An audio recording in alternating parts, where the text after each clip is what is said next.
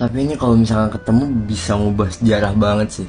Oke guys, jadi sebenarnya dari dulu banyak banget dari kalian yang minta gue untuk ngebahas salah satu topik guys. Dimana topik ini adalah sebuah topik sejarah besar bagi Indonesia yang sampai saat ini masih belum ditemukan. Jadi tanpa basa-basi, mari kita ngomongin tentang Super Semar. Oke, disclaimer dulu, informasi-informasi yang akan gue berikan ke kalian adalah informasi-informasi yang gue dapat dari riset yang gue lakukan. Dimana informasi yang gue berikan ini akan menjadi informasi yang ringan guys. Gue bakal memberikan informasi seringan mungkin kulit-kulitnya, supaya teman-teman yang gak tahu tentang hal ini dan males mikir berat bisa mendapatkan edukasi paling tidak sedikit tentang Super Semar dan kenapa keberadaannya sangat penting. Jadi tanpa basa-basi langsung aja. Oke, surat perintah 11 Maret Super Semar adalah surat yang masih menjadi misteri sampai saat ini, karena keberadaannya itu nggak pernah ada yang tahu keberadaan Super Semar yang asli di mana. Super Semar itu apa sih? Super Semar itu adalah sebuah surat perintah yang diterbitkan oleh presiden pertama kita, Presiden Soekarno 50 tahun lalu, yang kabarnya isinya itu berupa perintah untuk menjaga stabilitas keamanan negara yang diberikan kepada Pak Soeharto. Nah, tetapi masih banyak banget pihak yang menduga kalau misalkan surat itu bukan perintah untuk menjaga stabilitas negara, tetapi surat itu malah dijadikan alat untuk kudeta guys. Nah, cerita itu saat itu Pak Soekarno memberikan mandat kepada Pak Soeharto untuk memulihkan stabilitas politik nasional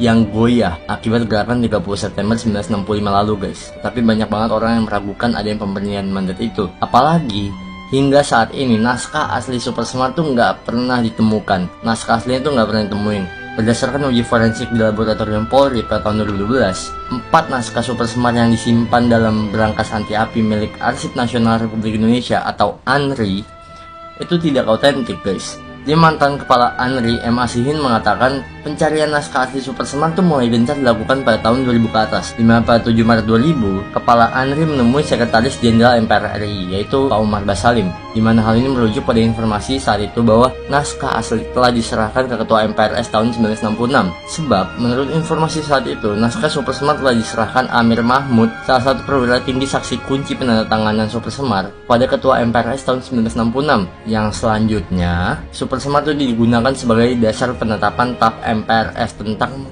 pengangkatan Jenderal Soeharto sebagai Presiden Republik Indonesia. Namun, kabarnya memang naskah asli itu nggak ada di Umar. Naskah asli itu tidak ada di Pak Umar maupun di Bank Data MPR RI. Sampai pada 2 Juli 2005, ANRI mewawancarai mantan Menteri Sekretariat Negara yaitu Pak Murdiono, di mana Murdiono mengatakan kalau misalkan dari Kostrad, Soeharto menyerahkan Super Semar kepada Sekretariat Tata Usaha Staf Angkatan Darat, dan naskah Super Semar yang asli itu sempat mau difotokopi guys, tapi dilarang.